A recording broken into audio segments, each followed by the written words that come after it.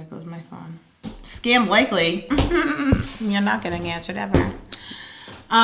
So the first one is okay.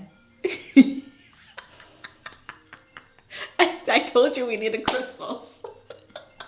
I mean, today's the day. Hold on, let me take a... Welcome to the EasySpeak Speakeasy. You've unlocked the door to unfiltered mental health and wellness conversations.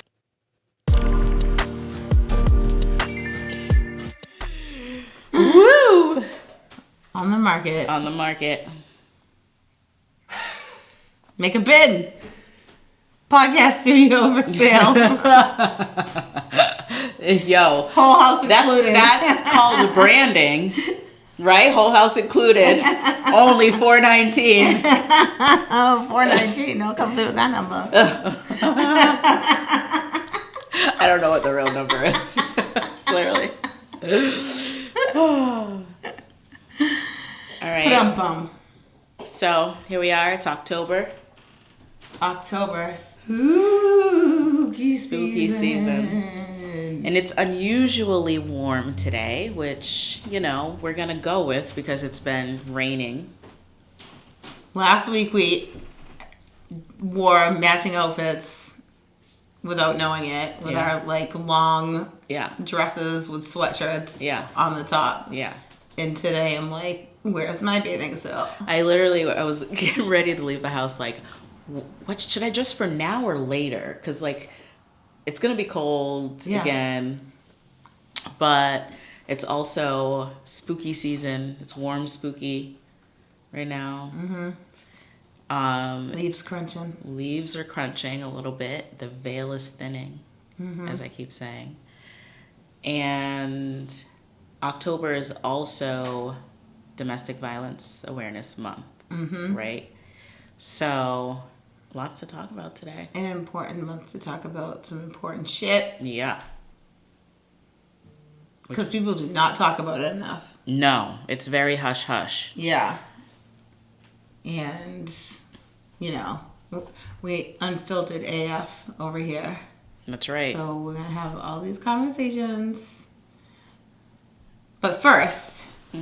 what have you concocted for us in your witch's cauldron? It really is kind of like a witch's brew. It's a very fall drink, I would say.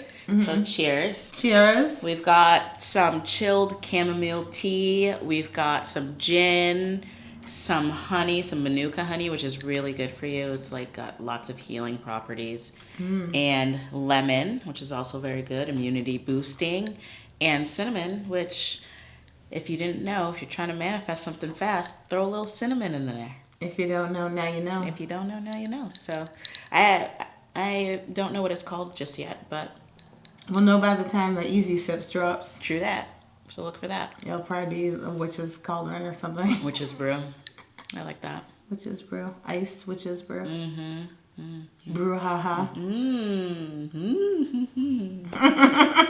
Yeah. Me gusta.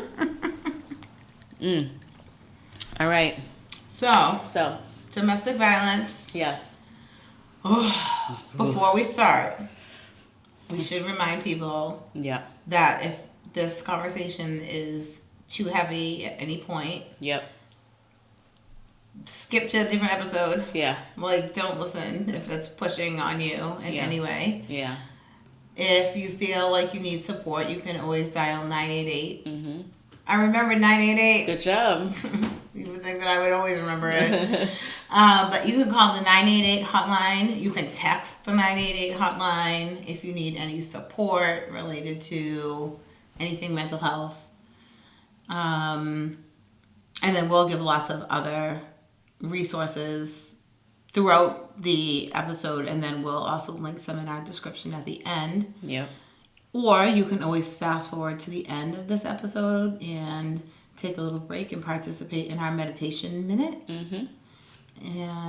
But yeah, we're going to talk about some things, and it's going to be heavy, but I'm sure we'll find some ways to create some light moments in the midst. Yeah, absolutely. And, I think sometimes too, if we're trying to work through feelings, and maybe if you do want to keep listening, but it's still heavy, figuring out, like, taking a minute right now, hit pause, and figure out what things you might need with you as you listen. Yeah. Squishy, a blanket, something comforting. Yeah. Yeah. Also, I might make threats against people as we talk. I don't know. I feel like I get ready to go to war. This is, I'm like, you want to square up? Yeah. No problem. What happened? Yeah, you're that friend. You said what? You're that friend that if you're like, guess what? I'm like, I'm already in the car. Keep talking. Yeah. I know that about you. I'm like, there's no way anything could go down, and I tell Christy, and she's not on the way. On the way. I'm on the way.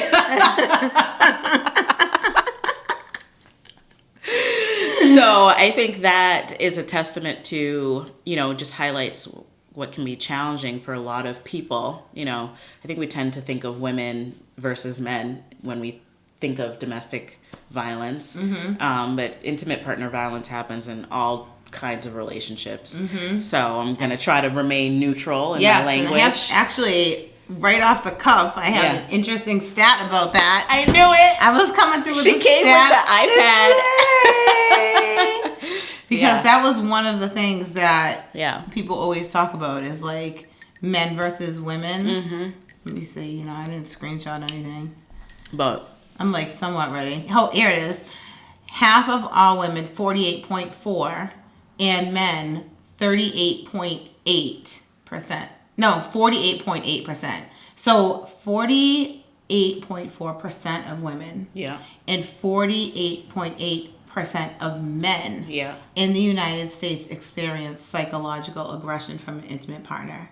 So the number is actually higher for men. Oh, yes. When it comes to psychological abuse. That makes sense, yeah. Yeah, and I thought that was something really important to call out from the very beginning, because there is this thought process that like domestic violence only applies to women and children, right? But that's really not the case, right. And and it's limited how much we even see that aspect of it, women and children. But we know, like you said, that that's not. So you mentioned psychological abuse. So I think one thing that's really helpful when we're talking about domestic violence is to like outline the different ways that it can manifest, because I also think that there's this misconception that if violence is only physical in nature, and that leaves people sometimes feeling very confused about their own situations. So, they're like, what? Everything's fine. He doesn't hit me. She doesn't hit me. Right. And it's like, well, right. There's a lot of other things that can be abusive. Exactly. Because there's technically 5 types of domestic violence. Okay, so tell us what they are. So the first one is physical. Yep. There goes my phone. Scam likely. You're not getting answered ever. So the first one is okay. I told you we needed crystals.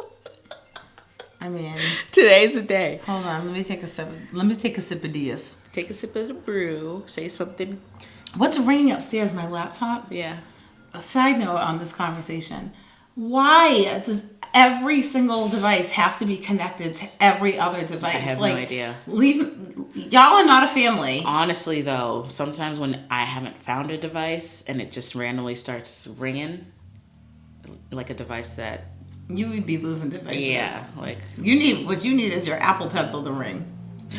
I said that the other day. I'm like, everything, hello, Apple, yes, I'm calling you out. Every device, like, you have AirTag technology. Like, why is it that not everything has that technology built in? So she's calling you out because when you prototype it, send it to us and we'll test it out for you. Yes. We'll even do it for free. I'm not mad. No. We won't do it for free? I would not. I will. Okay. Well, you know who to call. Yeah, it'll be me, free. Not me. And I'll be like, Diana, look at this pencil I got with AirTag technology. Where's your pen? He'll be like, I don't know. I don't know. Give me that one. You think they'll send you another one? Okay, back. Okay. Okay. So The types of 5 types abuse. of abuse. So Yeah. the first is obviously physical, which is the one that everybody thinks of. Yeah. Initially, which is bodily, any kind of violence against somebody. Then there is socioeconomic, which is one that less people, I think, really know about, and one that I've always worked with a lot of families with, because it's so important to understand that when you're in a relationship with somebody and they are starting to control your finances, your money, you can't make your own decisions around those things, that's an extremely powerful way to control somebody. And that is a form of abuse. If you go to work and your check gets direct deposited into somebody else's account because they say so, that's in a form of abuse. Or if every time you spend money, there's a big argument or situation that comes from that, that's somebody abusing you by way of your economic status. So trying to keep you, in a certain parameter based on your economics. So that's another type of abuse. Because if you can't do anything with your money, you can't really do anything. Yeah, exactly. It's I'm gonna bring up my thing because now that I'm talking, I can't even remember them. I don't know why. There's psychological, which we started talking about. Yep. You want to explain that one since you started?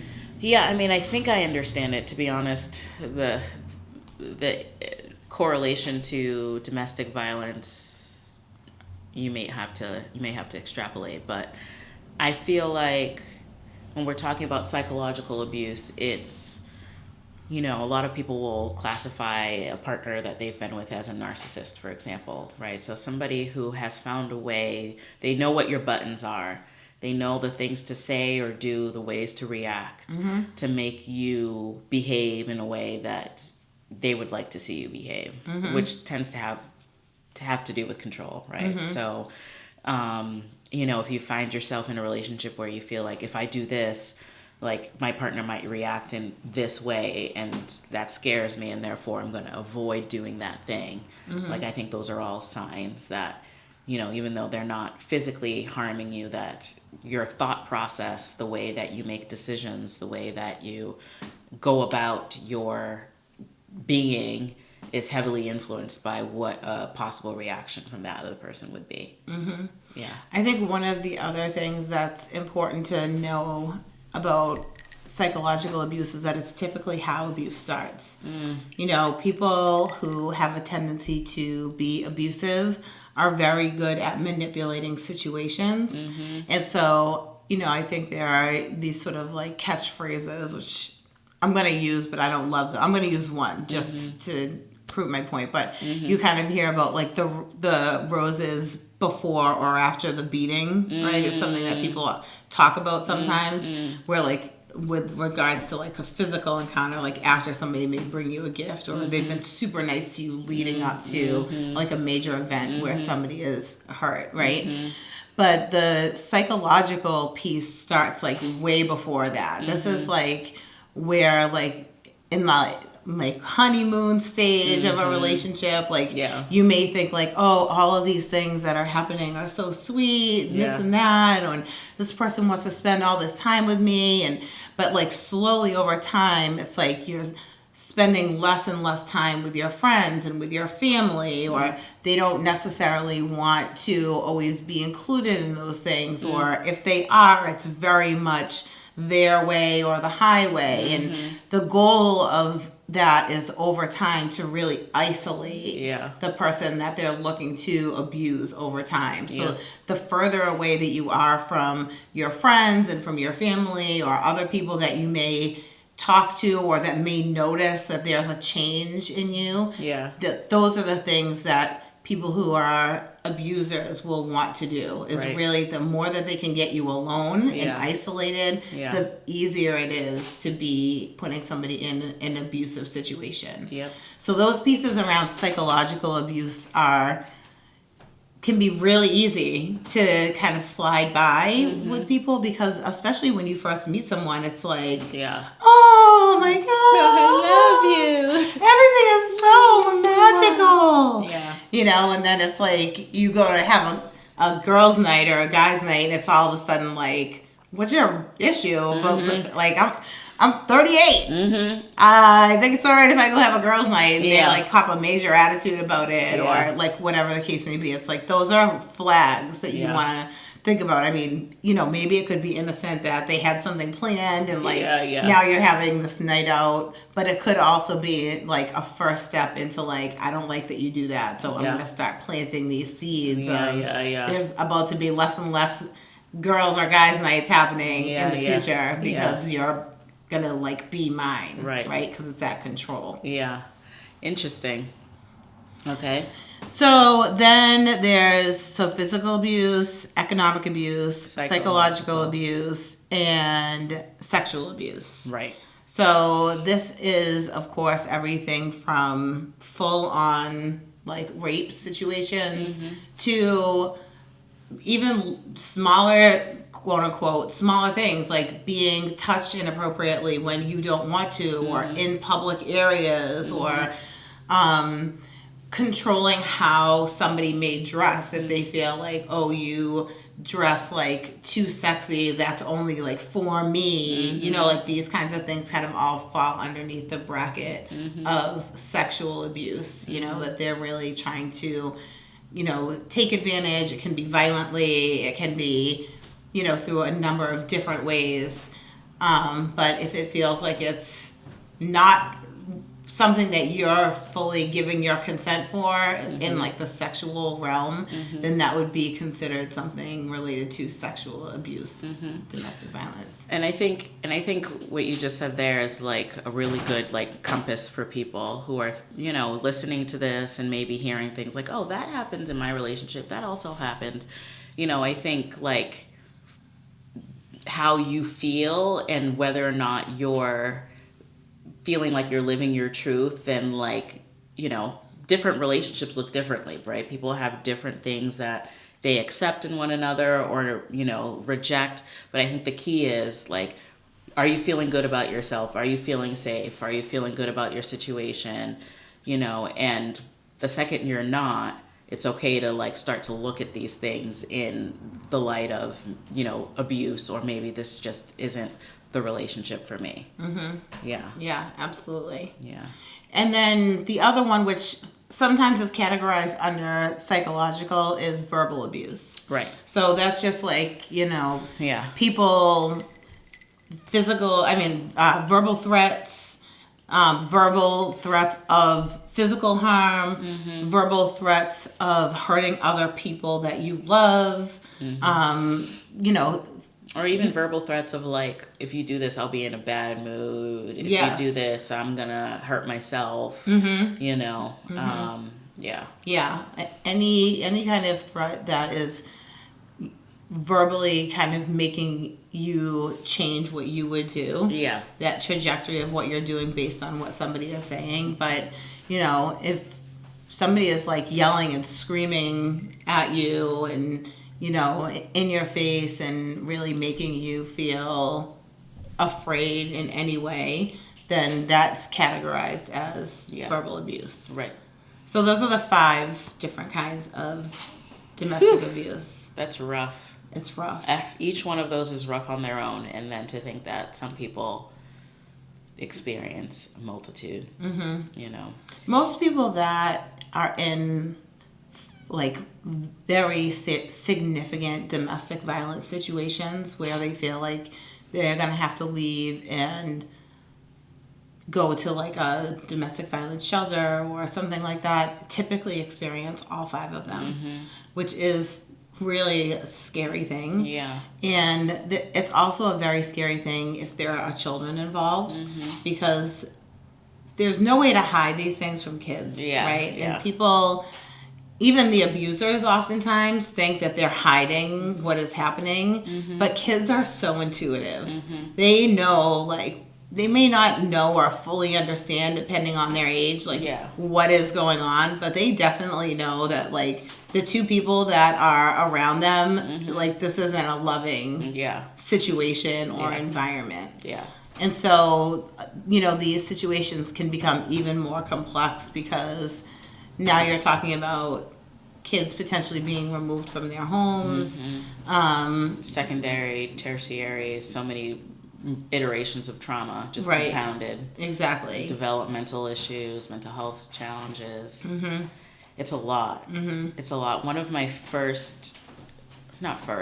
guess I had been kind of, I did a long stint, as I call it, in community mental health. And one of the roles that I was in early on was working at a transitional domestic violence shelter in Boston, and for women and children.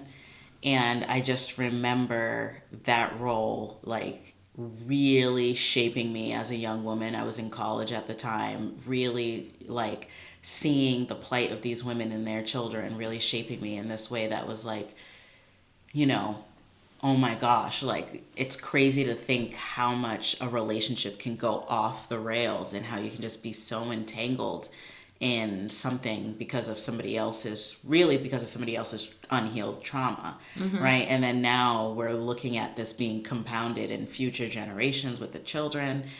And, so that was always really made me think a lot when I was there about them, about myself.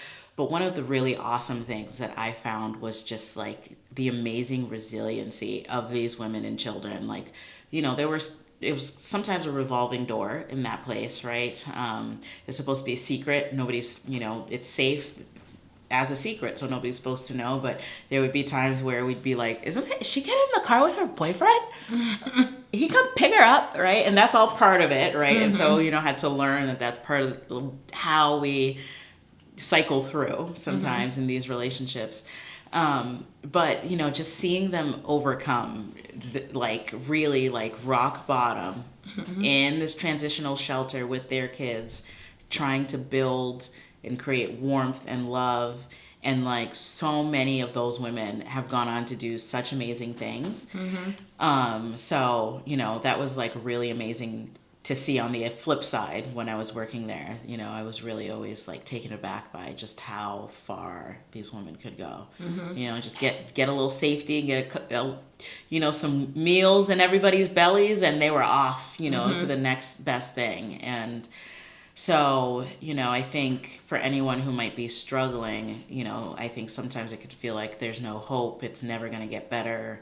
I think that's one of the key takeaways as we're talking today, is that there's help available, and that it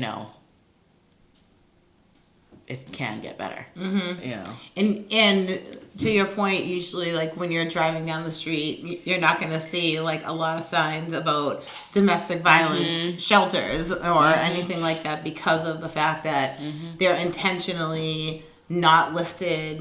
The addresses are not given out. And sometimes one person may do something like that where they go back, which is a very high rate. It's part of the cycle. It's part of the cycle of abuse, is returning back to the relationship with your abuser multiple times usually.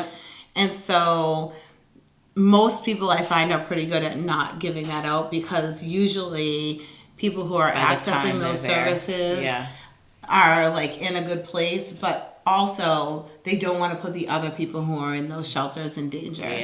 And that's one thing about seeking help, is that there's an amazing community of people when you are ready or are safe enough to be able to move forward and leave a relationship like that. There's extensive amount of services that are out there, and places to go if you need to leave where you are and take your kids, and or whatever the situation may be. We'll link some at the bottom of this episode. For sure. There's a ton of resources. And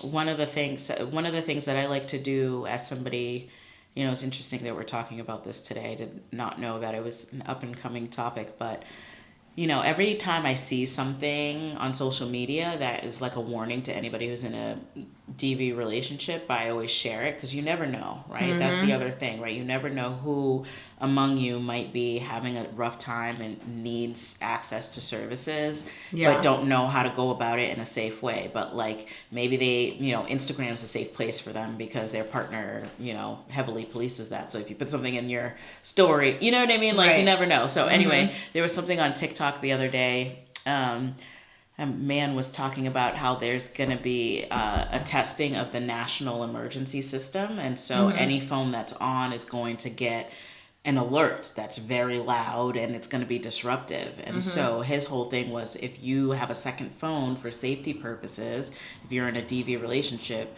make sure it's turned off between this time and this time on this day, so your phone doesn't get found, right? Wow, and it's that's like really good. Yeah, somebody thought about that. He thought of that. I was like, that's amazing. I shared it because I was like, you never know whose life that could save. Exactly. Like it just like gives me chills to even think about that. But I knew women who had to, they had their safe phone, they had a safety plan, they knew where to go if and when things got bad, and they're planning with the staff actively on how to leave their situation. There's kids involved, and it's very high stakes for some people. You know, for everyone. Yeah, all the time. Yeah. So, I think that the part about it being so high stakes for everyone is part of the reason why people go back. Yeah. So I had pulled up some stats about that as well. Yeah. And the average number of times that people return to a violent relationship before leaving it for good is 6.3 times. So this article, which we'll link, talks about why survivors go back, and a few of those reasons are fear that the person is going to find them and what's going to happen afterwards is going to be even worse than what happened before. The second one is psychological control or brainwashing that has already happened. And a lot of times people leave, but they still stay in touch with that person. Yeah, they care about them, right? Yeah. Yeah, and so even though they're not physically there, there's still that psychological abuse is happening, right? Like, what are they thinking? What are they feeling right yeah, now? now it's like the abuser like plays the role of the victim usually, right? And it's like, I'm never gonna do this again. I've realized sorry. all of the things that I did are wrong. You know, all of these things to try. Flowers. Yes, the flowers, right? To try to get that person back. Yeah. I should wear my glasses. Nowhere else to go. So this actually came out of a survey from domesticshelters.org, which is a good place to check out. That 43% of respondents said they returned to an abuser after finding out their local domestic violence shelter could not accommodate them for like a long amount of time. Yeah. So I think this is one of the things when people are trying to plan to leave, that you can get out and get to a shelter and they can likely help, depending on where you are, right? Services are different everywhere and availability, but having a long-term plan is crucial, right? You can't, obviously if it's life or death, just go, right? Don't just go. But if you are able to create a longer plan, your first move is to get to the domestic violence shelter, and maybe you can spend a few days or a week in that place until you can move to the next place. Yeah. But a lot of times domestic violence shelters are very busy, unfortunately, with a lot of people who are in these circumstances. And there's probably not a lot of domestic violence shelters for like LGBTQ. I mean, yeah, with any type of shelter situation, there are all of these different it's like variables. Male only, female only, female, only children. Yes. So if you fall between the cracks, it can be that much more difficult to go that route. Definitely. Yeah. And, I think most places try to be accommodating to everyone. Yeah. But they're also dealing with extremely traumatized people. And so with that, you never really know how somebody is going to react to somebody else that's in a shelter or Right, in a right, program. right. So there are a lot of variables from Yeah. like the service side. Yes, that makes sense. But it's got to be a good fit right for the program. Yeah. But you know, in terms of like if something is happening right now, go. You know, if you know a place to go, and thinking of you know what you can do for a longer term if you can do that. Yeah. Making those plans, making them somewhere that is not around or accessible to the person, you know, like maybe you're going and taking your kids to the library and you Yeah. have like a file that is saved at the library where you're, you know, putting some of these things together. That's like a good technique. thinking about like all of these different ways that you can do things. If you have entrusted somebody in your life with this information, going to their house and doing all of these things there and leaving them there with a trusted person, so there's nothing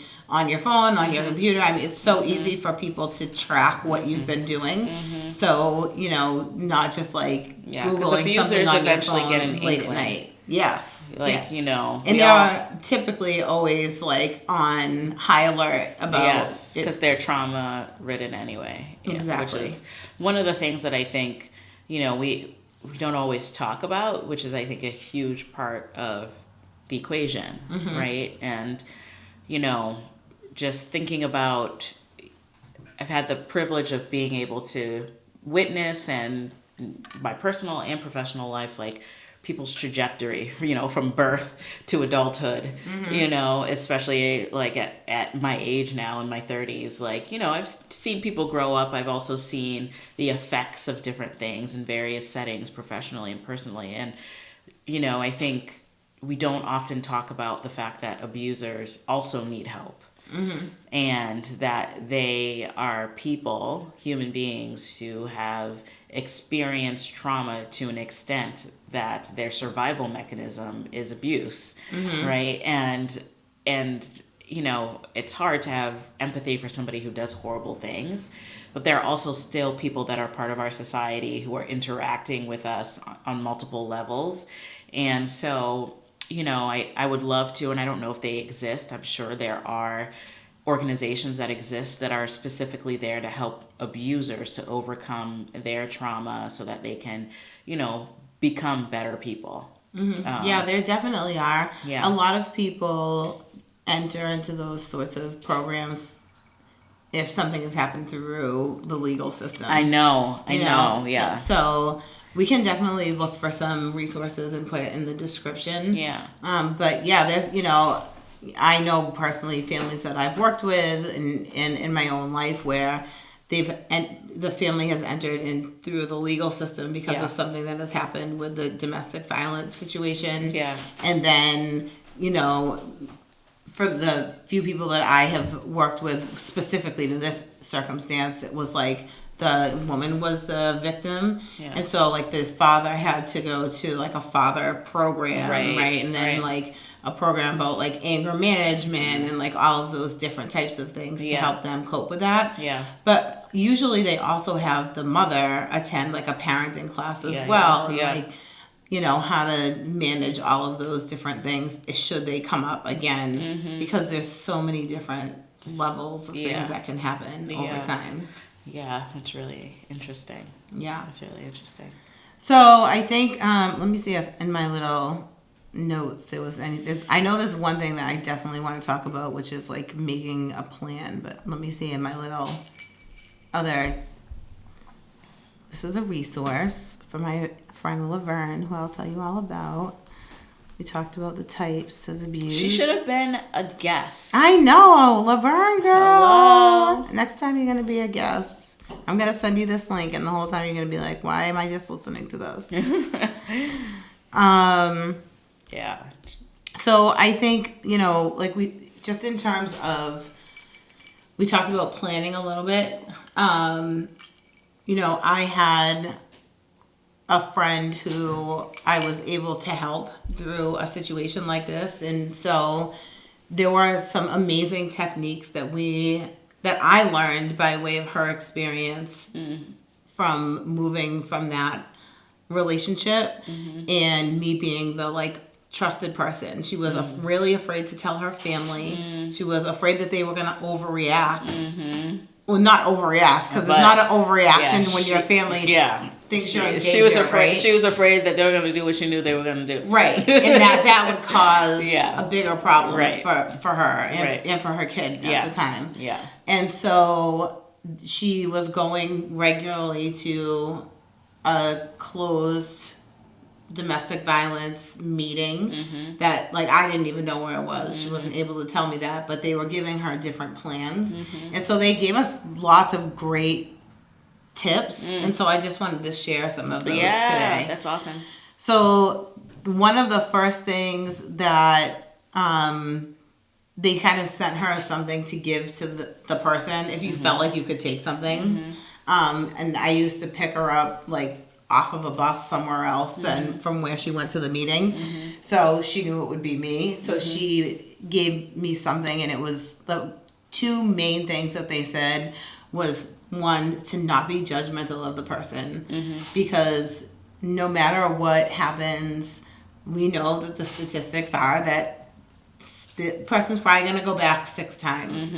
And so to really, like, there was a lot of information about, like, how to process those things as the person who... As the friend who's like, what? Yeah. You're coming back? Right. Because like we said from the beginning, I'm real. the one who's like, I'm going to do it. Yeah. Right? So, like, how was I going to do that 6 times? Yeah. And you had to really make a plan with myself about it. Yeah. And the other thing was sort of like that check yourself situation. Like, they gave lots of resources that I could utilize if I needed to, as somebody who was remotely supporting somebody who was in a domestic violence situation. And to always have, like, these check-ins with myself about how I was feeling should something happen, or after I picked her up from a meeting, or if she shared something with me. There are hotlines that you can call as somebody so that you can process those things out and be able to not be frustrated, because it's frustrating when you just want to, like, save and love and hug your friend or your cousin or, like, whoever it is in your life, right? So those were 2 main things that were really helpful to me. But some other things were, we created a code word that only the 2 of us knew, so that if she was talking to me on the phone and something happened, she could somehow work in a word that wasn't just a regular word into a conversation. And that when I knew that word would come up, that would send in to play an action plan that we had come up with ahead of time. And so our word at the time was hydrant. And so, like, you know, if she was driving or whatever the case may be, like, if she was home, she could be like, oh, girl, I was driving down the street today and the hydrant blew out and all the kids were playing in the street. And, like, I would know that that was, like, something is happening right now. But it would sound like nothing to that person. And so our plan was that we would meet, like, at a Walmart that was near her house. And she would come with me, and we would go. If she didn't get there within an hour and a half, then I would call the police and we would go. And so it was really... Excuse me. Bless you. There's your podcast sneeze, per use. I haven't had one in a while. I don't know if that's true. But anyways, so... It's been a while. We would meet, and if she wasn't there, then I would contact the police, or unless she found, like, another way to contact me. Okay. So that was our plan. And so, like, whenever I talked to her, we would have regular conversations, but it was always in the back of my head, like, if she says the word hydrant, that, like, it's going down, like, something is happening, and that's really, really serious. And so our action plan is going to go into effect. Wow. And so that was something that I loved that we had, because it was in place. We didn't have to talk about it. We had the one conversation, and that was it. Yeah, and it gives security. It gives security. Yeah, if you're not hearing that word, everything is being maintained. It's still not a good situation, but it's not critical. Right, exactly. And then the other thing was, once she left that situation, we put in some different techniques about how she was getting around. So one of the things that they said to her is don't drive the same way to where you're going or do the same things at the same times that you normally do. It's an easy way for somebody to track you down. Every Saturday morning you go shopping at 10. So go to a different grocery store or go shopping on Sundays or, you know, so there were different routes that she would drive to different things. I would know those routes. She would drive them on different days. And so this was like a plan that we had for a while, to just kind of keep her safe, switch up her routine all the time, and she was able to successfully exit that relationship. Good. Thank goodness. Yeah, Oof. but it was sounds like it was a rough. It was a rough time, Oof. and you know, there were a couple of times that she left and came back, and you know, or went back, and then you know, we just kind of started over and. I definitely had to like try not to heighten the situation by being like, girl, you know, but I knew like at the end of the day, I wanted my friend to survive the situation, and that she wanted to for herself and for her kids, and it was hard. I mean, I listened to the things that he would say to her when they were apart, and it was pretty convincing, you know, like I love you so much. He knew her, You're right? the light of my life. Right. And like when somebody knows you, they know the things that like make you melt and make you feel good and just give me a chance to do this one thing or let's just go for like dinner or you know what I mean? It was like it wasn't even so much like just come back. It was like just trying to get that little bit of FaceTime. Just get the foot in the door. Exactly. Yeah. So, you know, there's lots of resources and, you know, people can access all of these different resources and lots of techniques by way of going to these meetings or, you know, through the internet or listening to podcasts like ours or share this podcast with somebody. And look around you because, you know, there's signs everywhere. Like not public places, but I love that in certain places as a woman where you can only enter, there might potentially be a sign or two. Exactly. I love that too. Yeah. Yeah. So the other resource that I want to give is my friend Laverne, who is a domestic violence survivor and an absolute rock star of a person. She runs the Love Life Now Foundation. Her name is Laverne Gordon, and she wrote a book called The Legacy He Left Me. And it's all about domestic violence awareness and her own story of, you know, how she went through it, came through it, got to the other side of it. She's an amazing keynote speaker. I love that title. You know, yeah. So good. Exactly. Just like so empowering. Yep. Love it. Taking it back. Taking it back. Taking the power back. Yes. Yeah, I exactly. So I would definitely check that out. And, you know, there's always hope. Yes. Never lose hope. Never lose hope. And there's, like Mr. Rogers used to say, there's always helpers. There are. Look for the good people. Look for the good people. There are signs everywhere. Yeah.